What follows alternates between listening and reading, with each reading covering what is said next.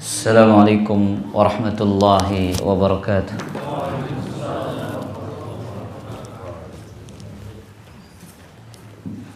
Innal hamdalillah nahmaduhu wa nasta'inuhu wa nastaghfiruh wa na'udzu billahi min shururi anfusina wa min sayyiati a'malina. Man yahdihillahu fala mudilla lahu wa man yudlil fala hadiya lahu. Asyhadu an la ilaha illallah wahdahu la syarika lah wa asyhadu anna Muhammadan abduhu wa rasuluh. Ya ayyuhalladzina amanu taqullaha haqqa tuqatih wa la tamutunna illa wa antum muslimun. Ya ayyuhan nasu taqu rabbakumul ladzi khalaqakum min nafsin wahidah wa khalaqa minha zawjaha wa batha minhuma rijalan katsiran wa nisaa'a. واتقوا الله الذي تساءلون به والأرحام إن الله كان عليكم رقيبا يا أيها الذين آمنوا اتقوا الله وقولوا قولا سديدا يصلح لكم أعمالكم ويغفر لكم ذنوبكم ومن يطع الله ورسوله فقد فاز فوزا عظيما أما بعد فإن أصدق الحديث كتاب الله وخير الهدى هدى محمد صلى الله عليه وسلم وشر الأمور محدثاتها وكل محدثة بدعة وكل بدعة ضلالة وكل ضلالة في النار. Hadirin dan hadirat, kaum muslimin dan kaum muslimat, rahimani wa rahimakumullah.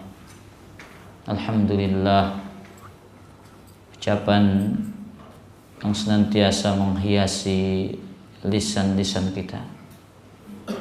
Segala puji bagi Allah Azza wa Jalla yang telah memudahkan langkah-langkah kita menuju tempat yang dicintai oleh Allah Azza wa Jalla. Segala puji bagi Allah Azza wa Jalla atas segala kebaikan dan kenikmatannya sehingga sempurnanya segala amal ketaatan. Kembali pada kesempatan malam ini, setelah sekian lama kita kembali dipertemukan oleh Allah Azza wa Jalla dalam sebuah pertemuan yang sangat mulia, pertemuan dalam rangka mengamalkan firman Allah Azza wa Jalla, wa tawasaw bil haqqi wa tawasaw bis sabri. Orang-orang yang saling mewasiatkan di atas kebenaran dan orang-orang yang mewasiatkan di atas kesabaran. Dalam hadis yang diriwayatkan oleh Imam Tabrani dari sahabat yang mulia Sahal bin Sa'ad As-Sa'idi radhiyallahu taala anhu, Nabi sallallahu alaihi wasallam bersabda, "Atani Jibril thumma qala." Jibril datang kepadaku, kemudian beliau mengatakan, "Ya Muhammad, ish ma syi'ta fa innaka mayyitun." Wahai Muhammad sallallahu alaihi wa alihi wasallam, hiduplah sesukamu, sesungguhnya engkau pasti akan mati. Wa ahbib man syi'ta fa innaka mufariquh. Cintailah siapa yang engkau cintai, sesungguhnya akan datang masa engkau akan berpisah dengannya. Ini dua wasiat yang pertama. Kemudian yang ketiga, wa'mal ma syi'ta fa innaka majziyun bihi. Beramallah semaumu, bertingkah polahlah sesuka hatimu, sesungguhnya engkau pasti akan mendapatkan ganjarannya. Sudah 3 wasiat. Kemudian kata Jibril alaihi salatu wassalam, wa'lam anna syarafal mu'min qiyamuhu bil-lail wastighna wa izzahu istighna'uhu 'anil nas. Ketahuilah kemuliaan seorang mukmin di saat ia mampu qiyamul lail, dan keperkasaannya di saat ia tidak membutuhkan pertolongan manusia. Ikhwatal iman azani Allah wa iyyakum. Dalam hadis ini ada 5 wasiat malaikat terbaik kepada nabi terbaik. Wasiat penghuni langit terbaik, Ar-Ruhul Amin, malaikat Jibril alaihi salam, kepada baginda Nabi Muhammad sallallahu alaihi wa alihi wasallam, manusia terbaik yang pernah berjalan di atas permukaan bumi ini. Wasiat yang pertama berbunyi, ish ma syi'ta fa innaka mayyitun. Hiduplah sesukamu, sesungguhnya engkau pasti akan mati. Ikhwatal iman azani Allah wa iyyakum. Salah satu konsep sederhana tentang kehidupan manusia dirumuskan dalam kalimat yang sangat ringkas. Konsep kehidupan manusia itu ada pada kalimat istirja. Inna lillah wa inna ilaihi raji'un.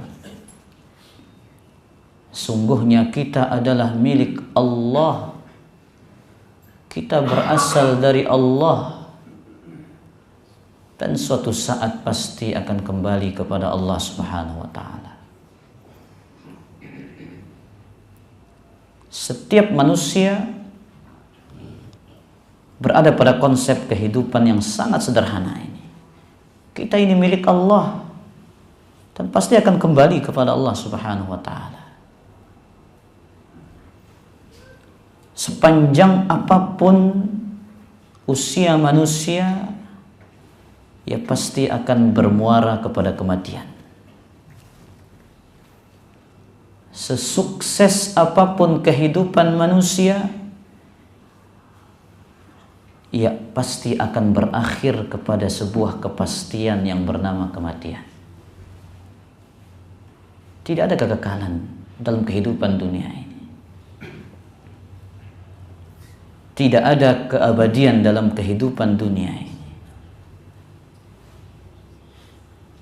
Yang ada adalah kefanaan.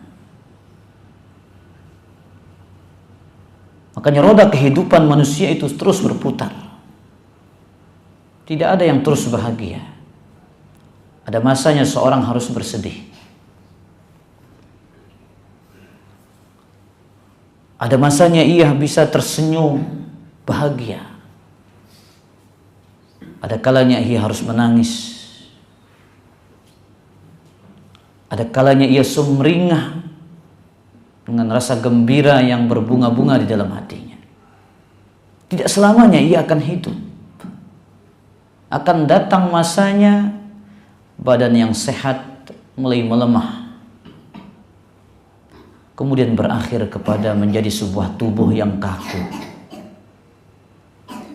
tubuh yang tidak sanggup lagi bergerak, tubuh yang tidak sanggup lagi berbicara, tubuh yang sudah menjadi mayat. Maka ikhwatal iman, azani Allah wa iyyakum. Oleh karena itu kita diperintahkan untuk senantiasa mengingat kematian. Wasiat ini yang pertama kali disampaikan oleh Jibril kepada Nabi Muhammad SAW.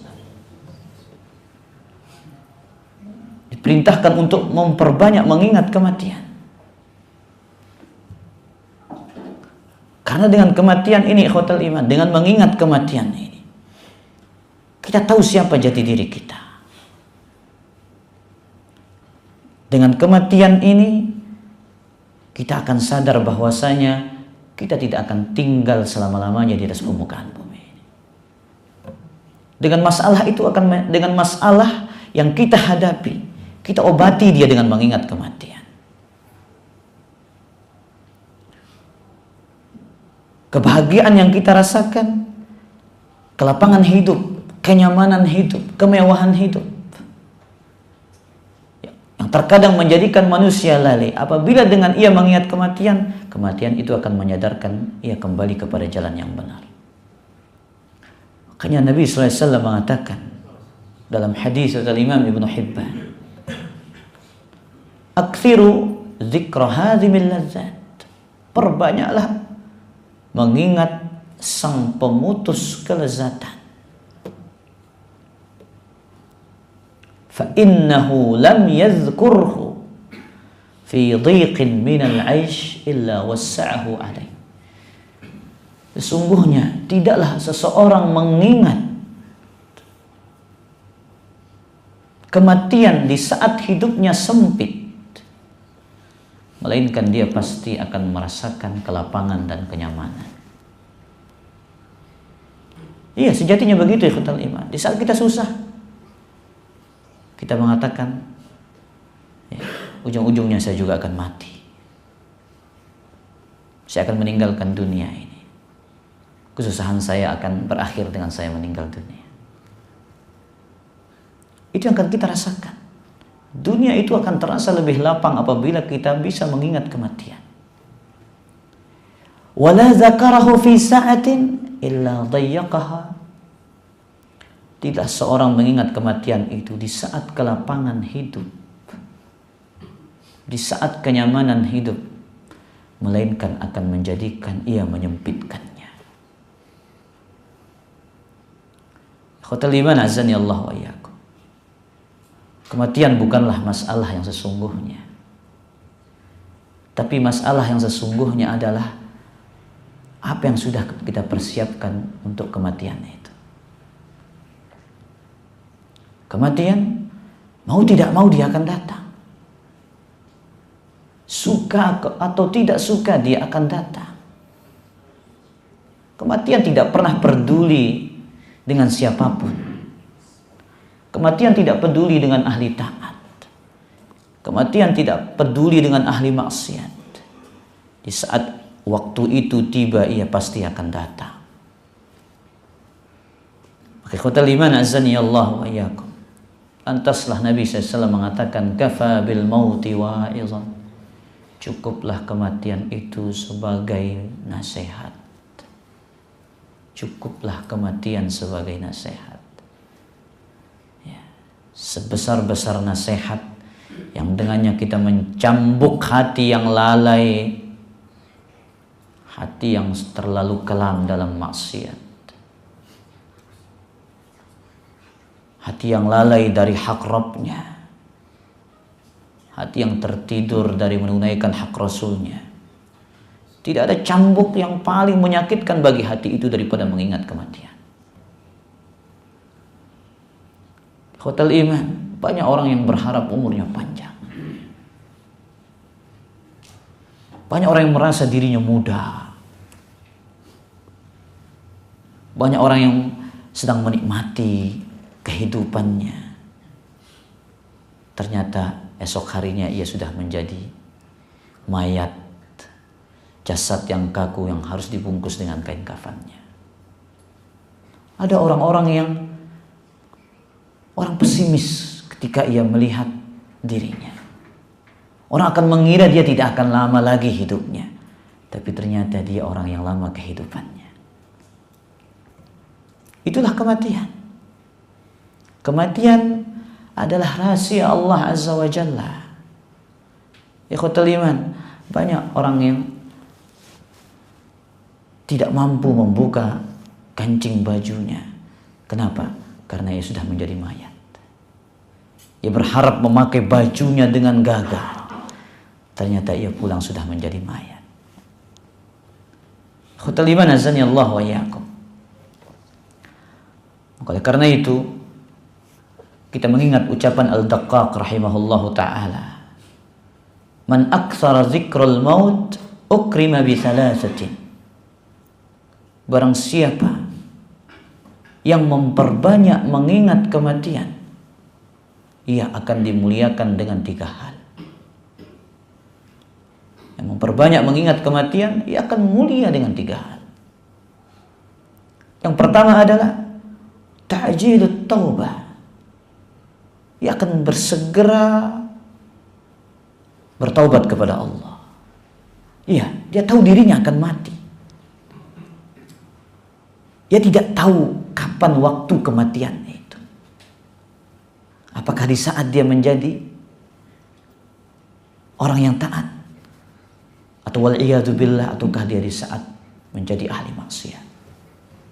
Maka di saat itu dia sadar dirinya akan mati, dan dia tidak tahu kapan dirinya mati, sehingga tidak ada jalan lain untuk melawan kematian itu kecuali dengan menyegerakan bertaubat kepada Allah Azza wa Jalla.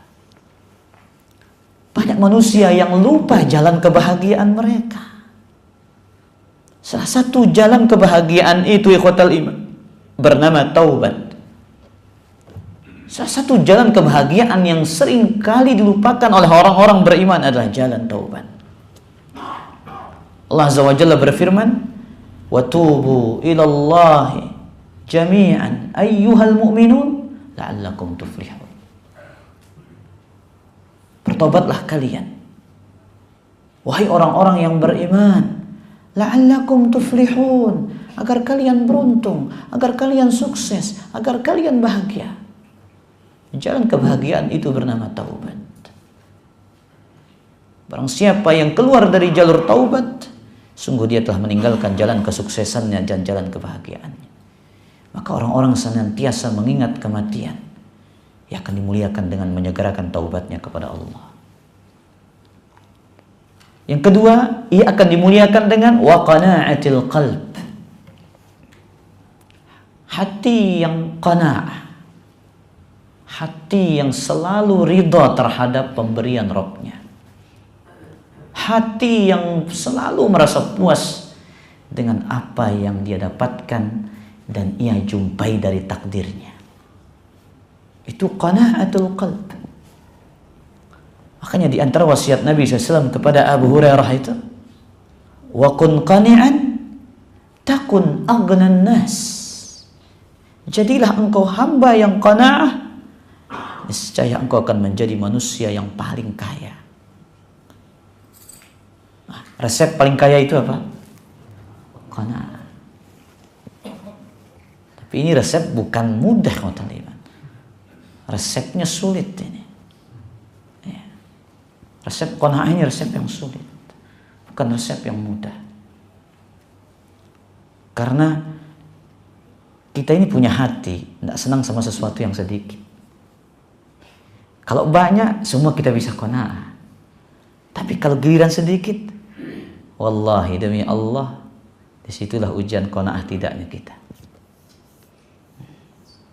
Kemudian yang ketiga, wa nasyatil ibadah. Ta'jilut taubah, qana'atil qalb, wa nasyatil ibadah. Ia akan semangat beribadah kepada Allah Subhanahu wa ta'ala. Maka sering-sering kita mengantarkan jenazah, ikhwatal iman. Sering-sering mengantarkan jenazah, agar kita tahu bahwasanya akan datang masanya giliran kita. Agar kita harus mempersiapkan sebaik mungkin bekal perjumpaan kita dengan Rabb kita. Sering-seringlah datang ke kuburan. Ya. Untuk iktibar, mengambil pelajaran. Khotal iman, zurul kubur, kata Nabi SAW. Ziarahlah ke kuburan. Fa innaha tudzakkirukumul akhirah. Karena demikian itu akan mengingatkan kalian tentang negeri akhirat. Mengingatkan kalian tentang kematian. Ya khotal iman, salah satu yang sangat disayangkan dari sebagian kaum muslimin, ia masih bisa tertawa di atas kuburan. Ia masih bisa berbicara tentang dunianya di atas kuburan. Tidakkah dia tahu? Disitulah akhir dari kehidupannya. Dari kehidupan dunia, ia akan mulai kehidupan yang baru. Taman dari taman surga atau lubang dari lubang api neraka. Makanya Abdullah bin Mas'ud, diriwayatkan oleh Imam Al-Baihaqi dalam Syu'abul Iman, ketika melihat seseorang mengantarkan jenazah kemudian ia masih bisa tertawa. Beliau mengatakan, atadhaku wa anta tattabi'ul janazah? Kamu masih bisa tertawa, kamu masih bisa tersenyum, sedangkan dirimu mengantar jenazah. Wallahi la ukallimuka abada. Demi Allah, aku tidak akan mau lagi berbicara dengan. Kuburan itu tempat sejatinya kita harus meneteskan air mata, merenungkan nasib. Dia tidak tahu puluhan tahun, ratusan tahun, atau ribuan tahun, ikhwatul iman. Kita lihat, alladzina sabaquna bil iman, orang-orang yang mendahului kita dengan iman. Sudah berapa ribu tahun jasad mereka di dalam tanah. Sudah berapa ratusan tahun jasad mereka di dalam tanah. Kehidupan yang sangat lama. Rasulullah SAW, para sahabatnya, atau nabi-nabi sebelumnya, sudah berapa ribu tahun jasad mereka di alam barzakh. Makanya Allah katakan, wa min waraihim barzakhun ila yaumi yub'atsun. Di belakang mereka ada kehidupan barzakh sampai hari mereka dibangkitkan. Maka ikhwatal iman azani Allah wa iyyakum.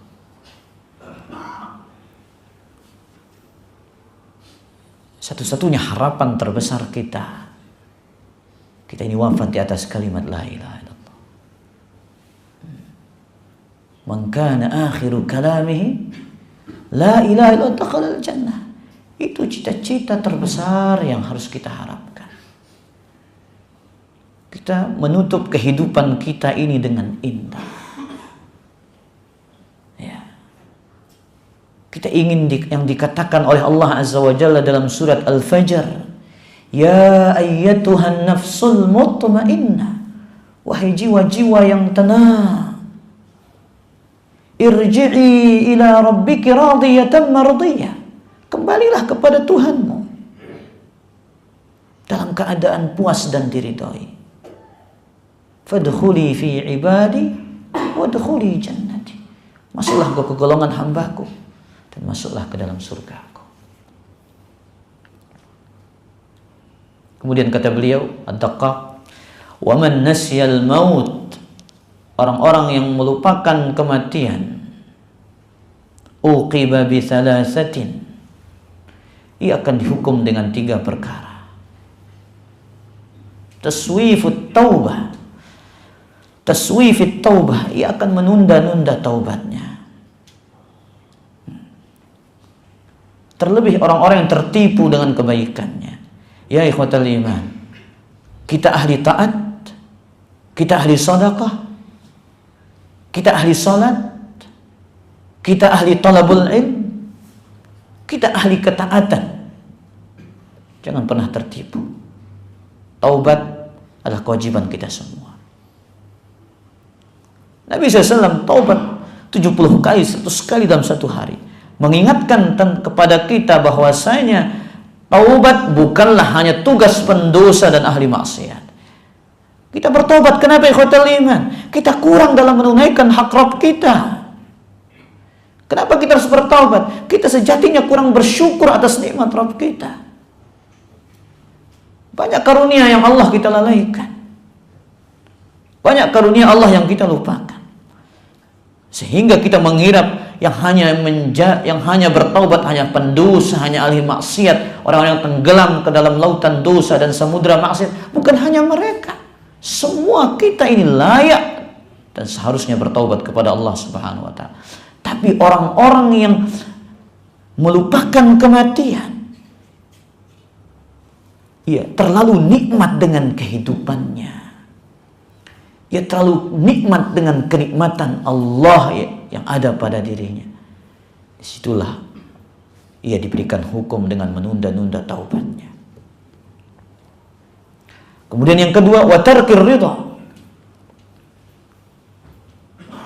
Kemudian ia dihukum dengan tidak ridha, bil kafaf, tidak ridha dengan keadaan yang Allah takdirkan kepadanya. Makanya khotul iman, hati kita yang ini, hati yang sering tidak ridha ini, harus diingatkan, wahai jiwa, Anda akan mati. Wahai jiwa yang selalu sering berkeluh kesah, Anda akan mati. Terimalah karunia Rabb Anda. Kita harus sering mengatakan itu kepada jiwa kita. Wattakasuli fil ibadah. Kemudian ia akan dihukum dengan malas beribadah kepada Allah Subhanahu wa taala. Maka ikhwatul iman azani Allah, jiwa yang lupa kewajibannya bertaubat, jiwa yang tak pernah puas, jiwa yang malas dari beribadah, ini adalah jiwa-jiwa yang sangat miskin. Apalagi kebaikan yang harus diharapkan dari jiwa ini.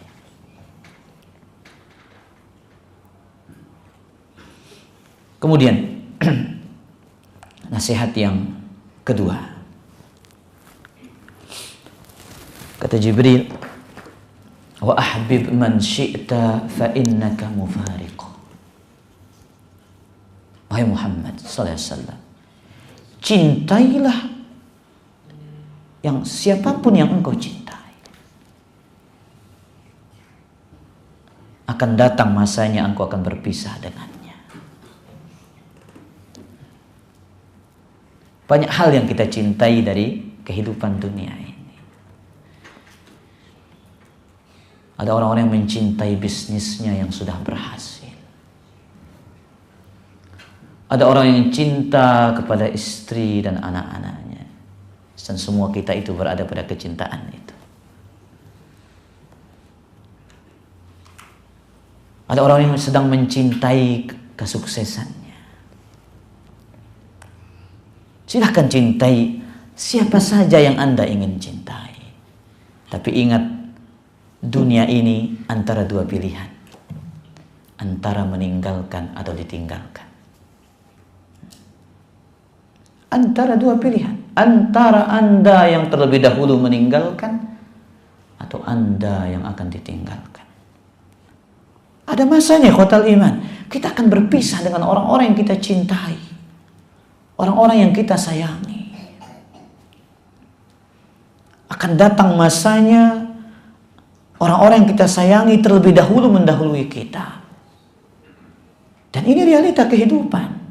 Dan wasiat yang disampaikan oleh Jibril alaihi salatu wassalam kepada Nabi Muhammad sallallahu alaihi wasallam adalah realita kehidupan. Silakan Anda cintai harta Anda, tapi suatu saat Anda akan meninggalkan harta yang Anda cintai.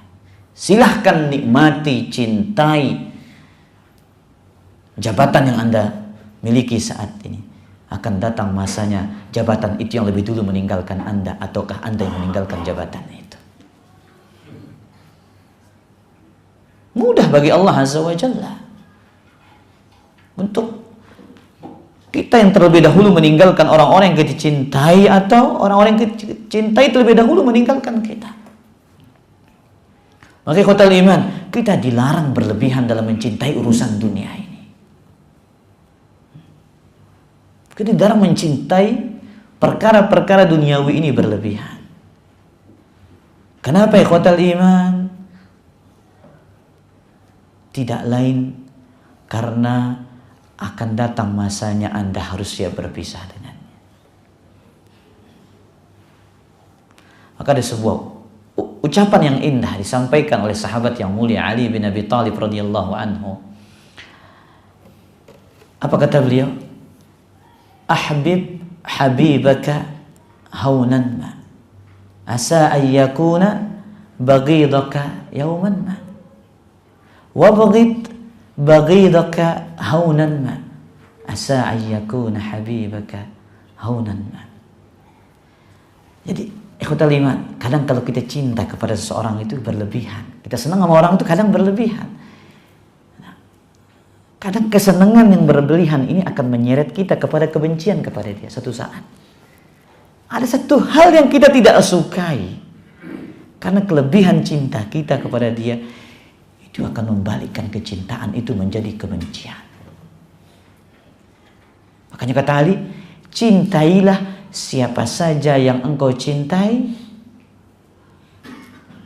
sekedarnya saja. Bisa jadi suatu saat ia akan menjadi orang yang engkau benci.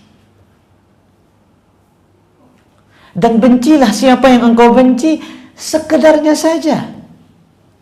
Bisa jadi suatu saat ternyata ia adalah orang yang engkau cintai dan sukai. Ingat ikhwatal iman, ini konsep kita dalam berinteraksi, bermuamalah sama orang. Jangan terlalu punya ekspektasi besar sama orang itu. Bergaul sesuai dengan aturan agama. Cintai dia karena Allah dan benci dia karena Allah. Itulah tali iman yang paling kokoh. Kalau kita berbicara urusan cinta mencinta dengan siapapun, cinta karena Allah itu yang akan abadi sampai datangnya hari kiamat. Tapi kecintaan dunia ini akan terputus dan berakhir dengan yang namanya kematian. Kita akan berpisah dengan orang-orang kita cintai. Nabi SAW berpisah dengan orang-orang yang beliau cintai. Dan pendahulu-pendahulu kita berpisah dengan orang-orang yang mereka cintai. Mau tidak mau, siap atau tidak siap, akan datang masanya itu. Maka cintailah siapa yang Anda cintai. Tapi Anda harus siap berpisah dengannya. Kemudian nasihat yang ketiga, apa kata beliau? Wa'mal ma syi'ta fa innaka majziyun bihi. Beramallah semaumu, sungguhnya engkau akan pasti mendapatkan balasan dan ganjaran. Ikhwatal iman azani Allah wa iyyakum. Salah satu keyakinan orang-orang beriman, segala tingkah polanya di atas permukaan bumi ini yang pasti akan mendapatkan ganjaran dan balasannya. Itu salah satu keyakinan mutlak orang-orang yang beriman. Ketika mereka hidup di dunia, mereka beriman kepada Allah, beriman kepada perkara yang gaib. Salah satu yang kita imani dalam perkara yang gaib ini surga dan neraka, ancaman dan siksa, ganjaran dan pahala. Lihat ikhwatal iman, ketika Nabi SAW menjelaskan tentang perkara-perkara akhirat, ketaatan demi ketaatan, ganjaran apa yang lebih dominan disampaikan oleh Nabi SAW? Jawab ikhwatal iman. Ganjaran apa yang lebih dominan disampaikan? Ganjaran akhirat. Ganjaran akhirat. Ganjaran duniawi sedikit disebutkan ikhwatal iman. Antum lihat hadis-hadis Nabi SAW. Kalau antum baca yang berkaitan dengan at-targhib itu rata-rata dengan apa? Ganjaran-ganjaran akhirat. Salat 12 rakaat siang hari dan malam akan dibangunkan istana di surga. Barang siapa ya mengatakan subhanallah wa bihamdihi, dia mendapatkan apa? Subhanallah wa bihamdihi. Apa kata Nabi SAW dalam hadis yang lain? Apakah kalian tidak mampu mendapatkan 1000 kebaikan dalam satu hari? Apakah kalian tidak mampu mendapatkan 1000 kebaikan dalam satu hari? Bagaimana cara kami mendapatkan 1000 kebaikan, kata para sahabat? Nabi mengatakan, bacalah Subhanallah wa bihamdihi 100 kali. Kemudian zikir yang lain, barang siapa yang mengucapkan, akan ditanamkan baginya kurma di dalam surga. Ucapan apa itu? La haula wala quwata illa billah. La haula wala quwata illa billah kanzun min kunuzil jannah. Harta perbendaharaan dari perbendaharaan surga. Ini contoh kecil dari sekian ratus, sekian ribu hadis yang berbicara tentang ganjaran-ganjaran. Kebanyakan itu urusan akhirat, ikhwatal iman. Karena apa? Kita dituntut dari kita ini iman. Salah satu yang kita imani, wa'mal ma syi'ta fa innaka majziyun bi. Lakukan semua hatimu, bertingkah pola sesukamu, engkau pasti akan mendapatkan ganjaran dan balasannya.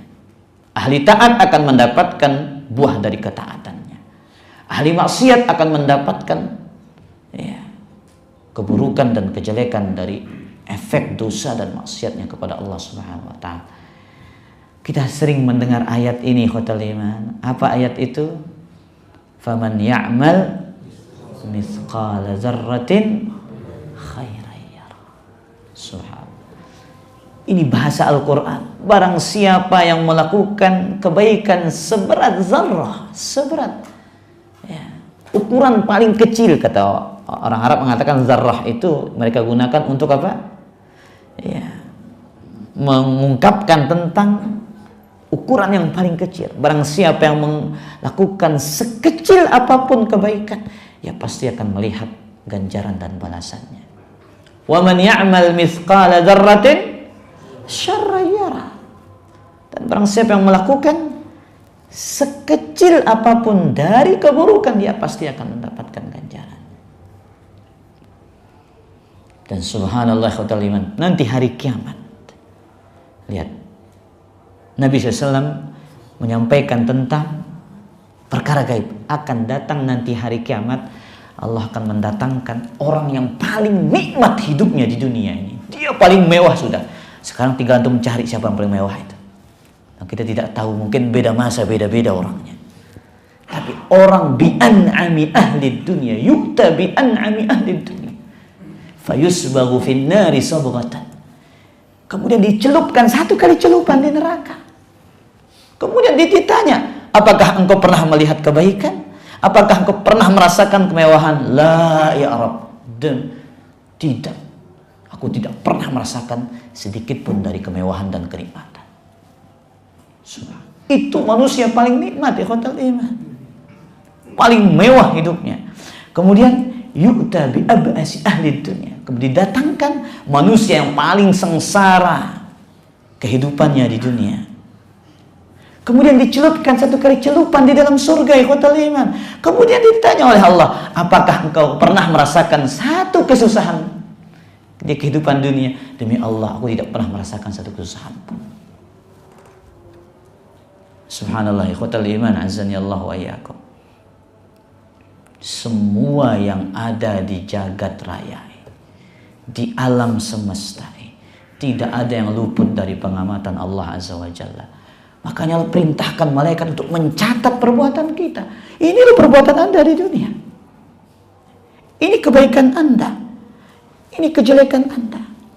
Namun alangkah berbahagianya ghafartu laka, ketika Allah mengatakan ghafartu laka wala ubali, aku ampuni dosa-dosamu dan aku tidak peduli dengan dosa. Itu yang kita harapkan, ikhwatal iman, azan ya Allah wa yakum.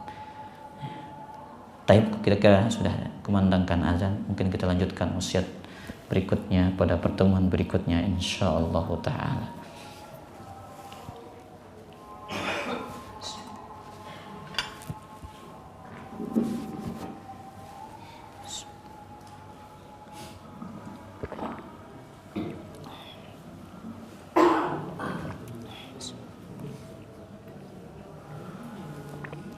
Allahu Akbar,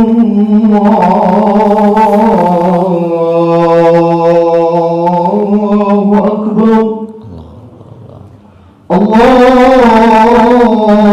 Allahu Akbar, Allahu Akbar. Asyhadu an la ilaha illallah.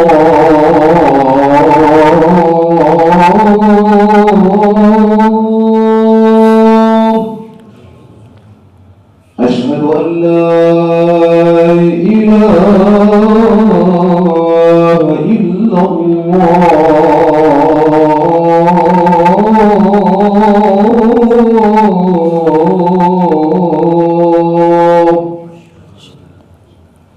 أشهد أن محمدا رسول الله.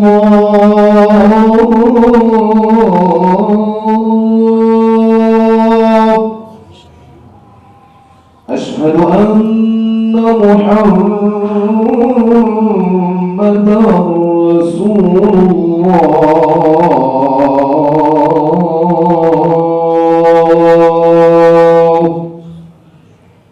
حي على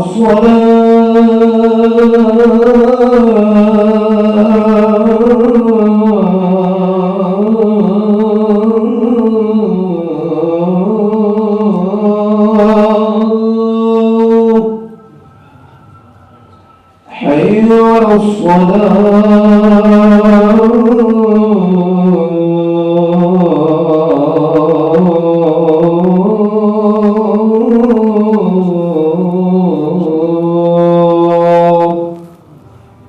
حي على الفلاح.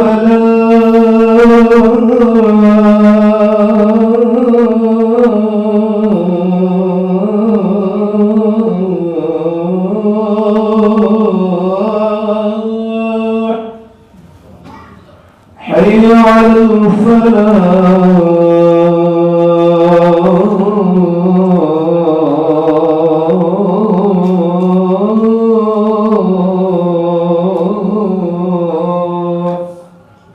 الله أكبر، الله أكبر. لا إله إلا الله.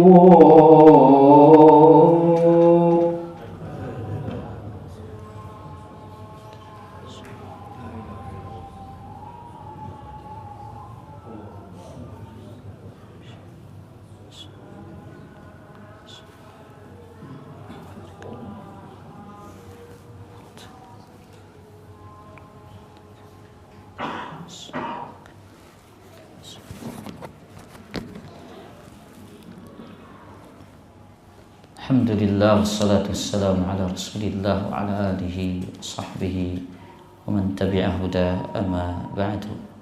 Silakan kalau ada yang bertanya. Ya. Tadi ayat yang mengatakan bahwa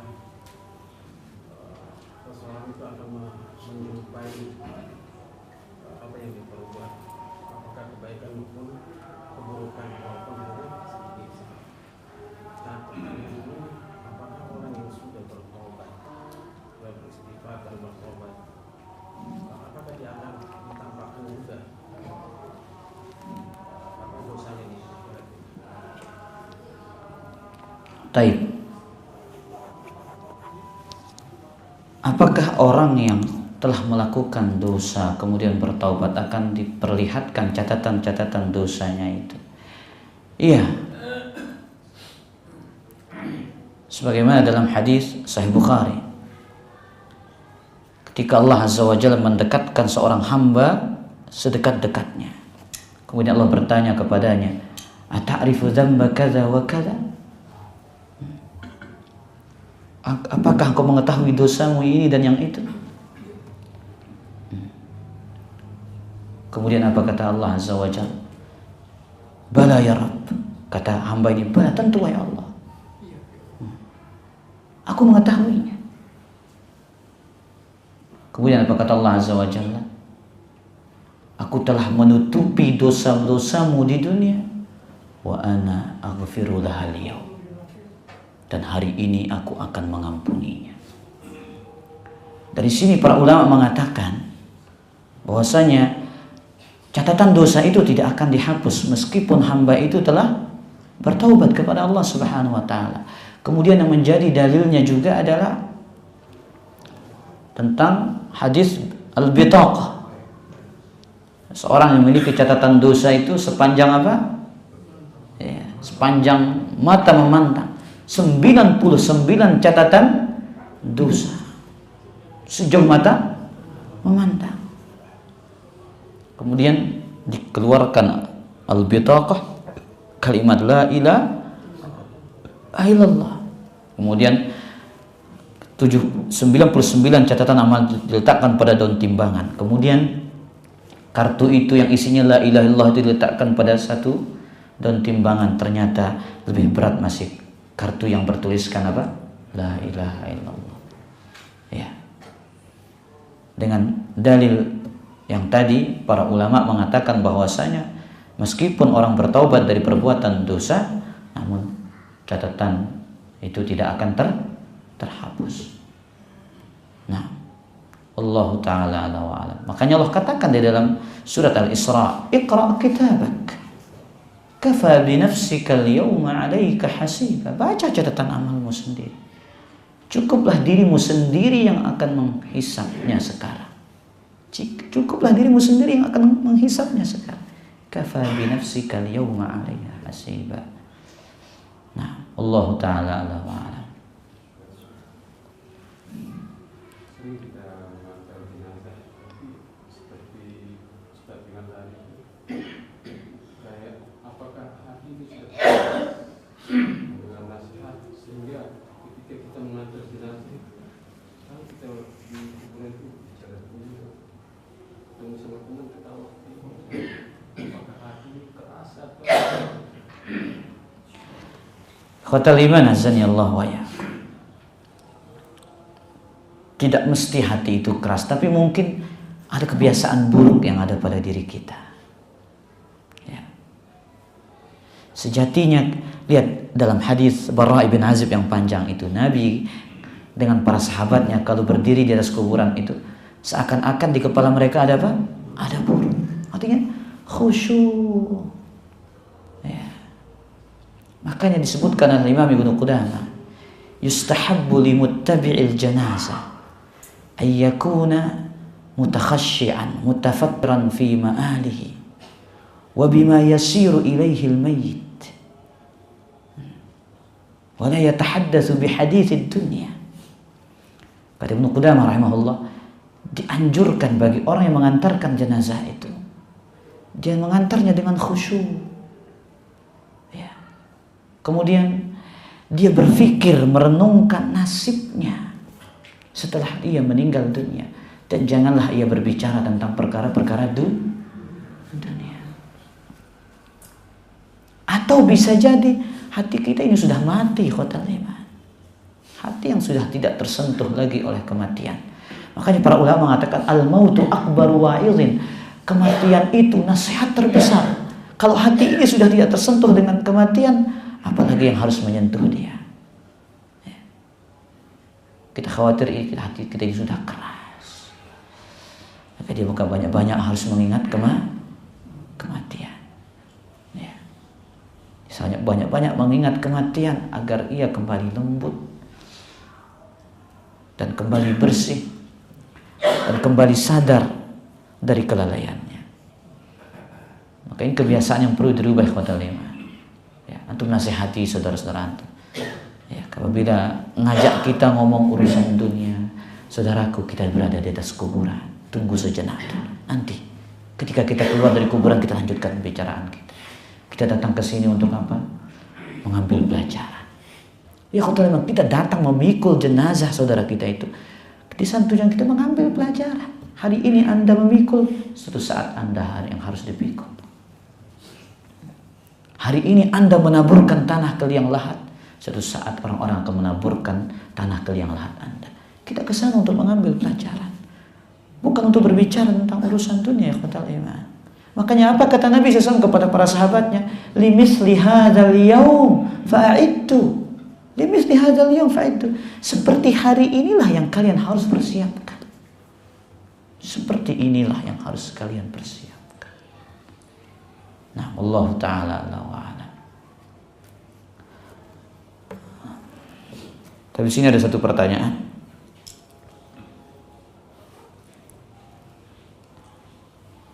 Apakah benar kematian itu sangat menyakitkan?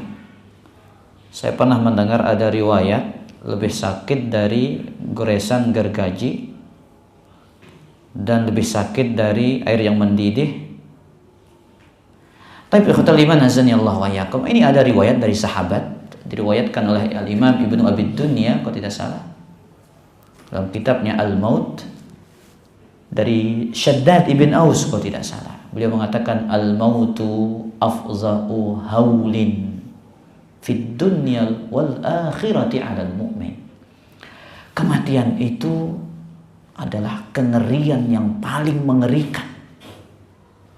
Kengerian yang paling mengerikan di dunia dan di akhirat atas orang-orang beriman.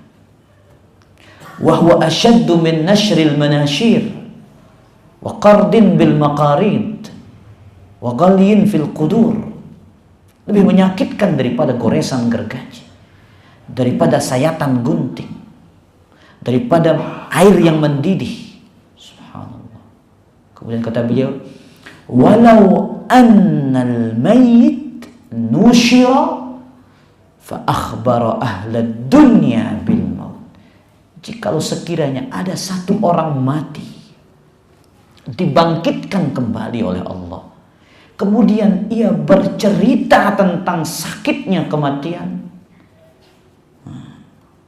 Apa kata Shaddad ibn Aus? Mereka tidak akan pernah lagi merasakan kenikmatan hidup. Wala lazzu bin naumin. Mereka tidak akan pernah lagi merasakan nyenyaknya tidur. Ya. Lebih sakit dari apa? Goresan gergaji, sayatan gunting. Lebih sakit dari apa? Air yang mendidih. Jikalau sekiranya ya ada orang yang mati dibangkitkan dari kematiannya, kemudian ia bercerita tentang kematian, mantafa'u bi aisyin. Orang-orang tidak akan pernah lagi merasakan nikmatnya hidup dan tidak akan pernah lagi merasakan nyenyaknya tidur. Makanya ukhtal iman, apa di antara mukjizat Nabi kita SAW? Beliau bisa mendengar siksa kuburan. Makanya Nabi SAW mengatakan, laula alla tadafanu. Jikalau bukan karena kalian saling memakamkan satu sama lain, la da'autullaha an yusmi'akum min adzabil qabri ma asma'ani. Aku akan berdoa kepada Allah agar Allah memperdengarkan kalian siksa kubur sebagaimana Allah memperdengarkanku. Ya ikhwatal iman, ini rahmat Allah kepada kita. Allah tidak perintahkan Nabi Muhammad berdoa agar kita mendengar siksa kubur. Jikalau sekiranya kita mendengar suara teriakan orang-orang yang disiksa oleh malaikat di dalam kuburan mereka, demi Allah, kita akan lari terbirit-birit, kita akan lari pontang-panting. Kita tidak akan mau menguburkan jasad-jasad saudara kita. Makanya lihat, apa kata Nabi SAW? Ta'awwazu min azabil qabr. Mohonlah perlindungan dari siksa kuburan. Nah, itu riwayatnya. Wallahu ta'ala a'la wa a'lam. Silakan. Gimana Ustaz istilahnya yang kalau orang meninggal dalam keadaan misalnya tabrakan atau tenggelam, mereka pun mengalami namanya sakaratul maut. Apakah semua orang yang mati merasakan sakratul maut? Iya. Waja'at sakratul mauti bil haqq. Itu kata Allah dalam surat Qaf.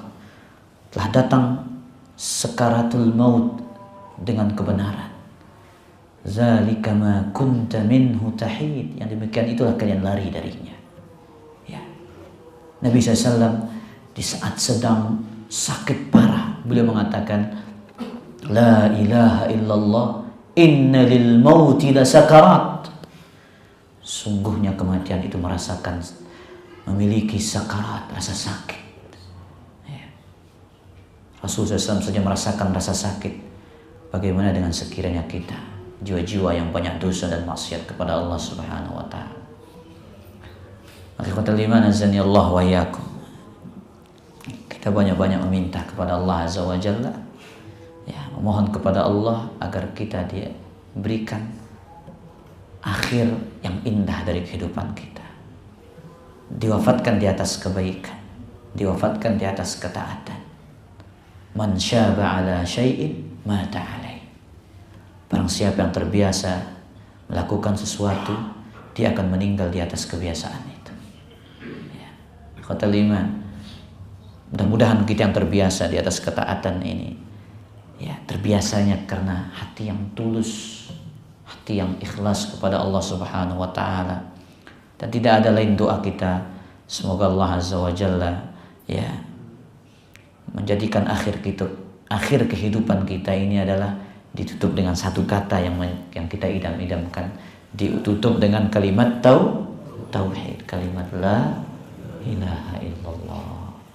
Wallahu ta'ala a'la wa a'lam.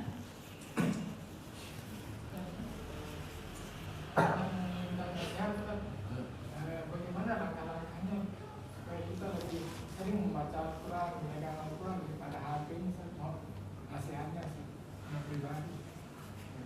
Bagaimana langkah-langkahnya agar kita sering membaca Al-Quran?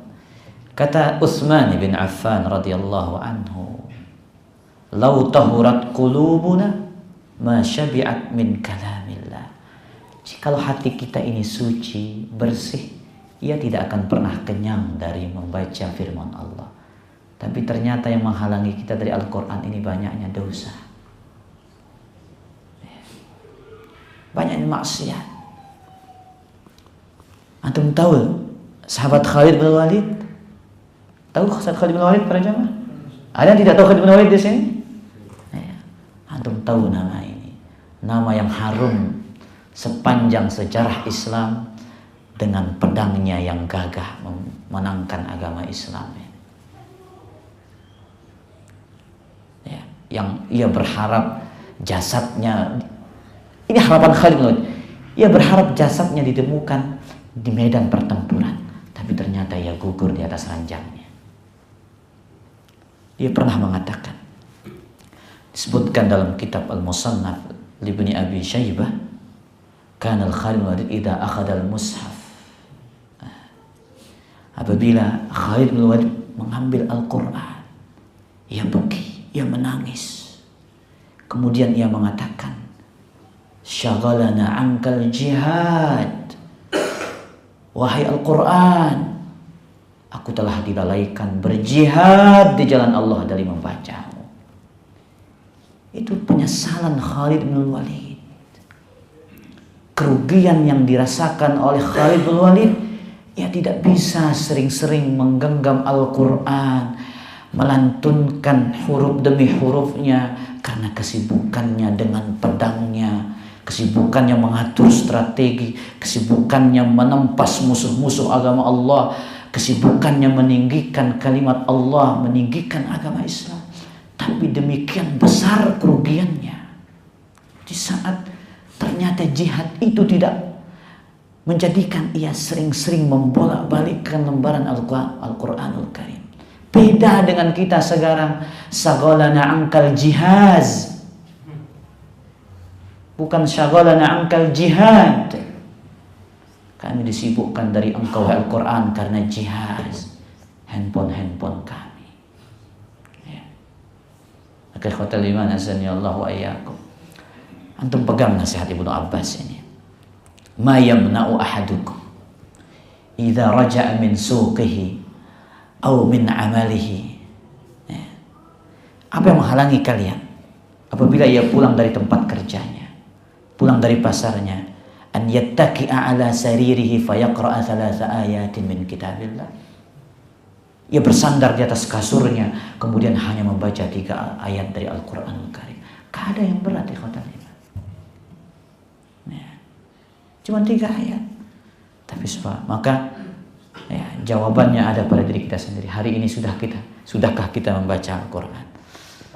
Tapi memang yang sia-sia dan dosa ini jauh lebih nikmat bagi jiwa kita yang scrolling tahan 1 jam 2 jam.